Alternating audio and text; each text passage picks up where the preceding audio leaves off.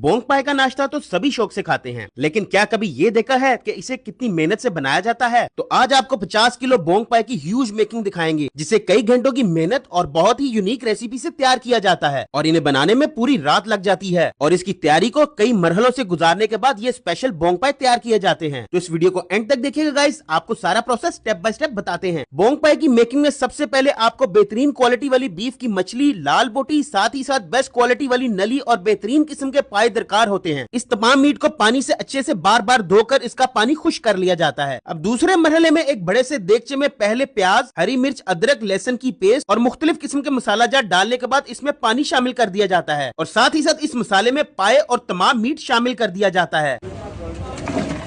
मसाले में मिक्स करने के बाद ढक्कन को बंद कर दिया जाता है और 1 घंटे के लिए इसे दम पर रख दिया जाता है। 1 घंटे बाद ढक्कन खोला जाता है, यहाँ तक तमाम पाए 50% गल चुके होते हैं और अब इन्हें इसी मसाले के अंदर अच्छे तरीके से भुना जाता है ताकि कहीं कोई कसर बाकी ना रह जाए।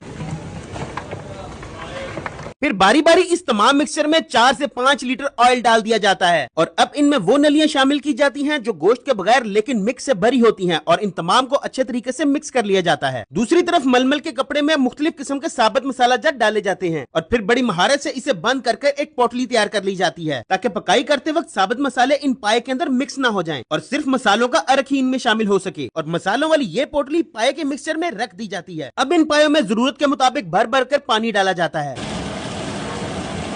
और यही पानी बाद में पक पक कर शोरबा भी बन जाता है। इस मिक्सचर में स्पेशल मसाला शामिल करने के बाद देगचे को एक बार फिर से बंद कर दिया जाता है और पूरी रात पकने के लिए रख दिया जाता है। 5 से 6 घंटों की पकाई के बाद अब ये बोंग पाए बिल्कुल तैयार हो जाते हैं। तो सबसे पहले इस मिक्सचर से पकी हुई मछली और बोंग की बोटी को अलग एक परात में डाल दिया जाता है,